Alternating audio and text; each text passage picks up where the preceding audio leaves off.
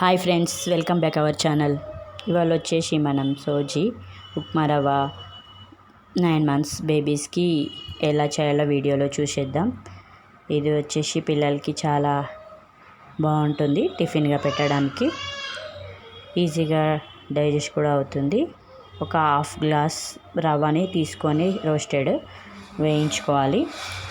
వేయించుకున్న తర్వాత లైట్గా ఒక 2-3 minutes వేయించుకోవాలి. సో పిల్లలకి మనం తినబెట్టేటప్పుడు కూడా చేయితో తినబెట్టాలి, ఎందుకంటే మంచిగా ఉంటుంది వాళ్ళకి.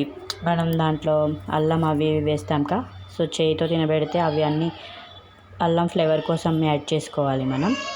సో ఒక హాఫ్ స్పూన్ నెయ్యి వేసుకోవాలి. ఆయిల్ వాడడం కన్నా పిల్లలకి నెయ్యి వాడడం మంచిది. కొంచెం జీలకర్ర, ఆవాలు వేసుకొని దాంట్లో లైట్గా అల్లం కూడా వేసుకోవాలి, అల్లం ముక్కలు, ఎందుకంటే ఫ్లేవర్ కొంచెం కారం ఫ్లేవర్ కొంచెం తగులుతుంది ఆ పిల్లలకి, కొంచెం బాగుంటుంది. కొంచెం కరివేపాకు వేసుకోవాలి. ఇవన్నిటిని కొంచెం వేయించుకోవాలి. వేయించుకున్న తర్వాత పసుపు వేసుకోవాలి.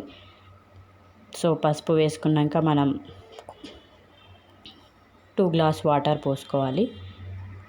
మనం వాటర్ ఎక్కువ పోసుకున్న పిల్లలకి ఫస్ట్ టైం ఇంట్రడ్యూస్ చేస్తే మాత్రం వాటర్ కొంచెం ఎక్కువనే పోసుకొని ఎక్కువనే ఉడకబెట్టుకోవాలి వీటిని, ఎందుకంటే పిల్లలకి అరగడానికి, త్వరగా తినడానికి కూడా కొంచెం జారుడుగా ఉంటే బాగుంటుంది కదా. సో ఈ విధంగా 5 minutes మనం రవ్వని ఉడికించుకోవాలి. సో పిల్లలకి మనం కళ్యామాకు అండ్ అల్లం వేసాక ఆ ముక్కలు వాళ్ళకి గొంతులోకి పోతే ఇబ్బంది అవుతుంది కదా, సో అందుకని లాస్ట్ కొత్తిమీర కూడా యాడ్ చేసుకోవాలి.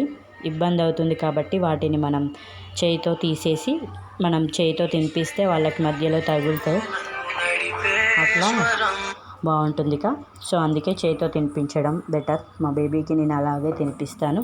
ఓకే ఫ్రెండ్స్, వీడియో నచ్చితే కంపల్సరీ లైక్ చేయండి, షేర్ చేయండి, సబ్స్క్రైబ్ చేసుకోండి. ఈ వీడియోతో మీ బేబీస్కి కొత్త ఐటమ్ ఇంట్రడ్యూస్ చేయండి. మార్నింగ్ పెడితే బెటర్. Okay friends, bye.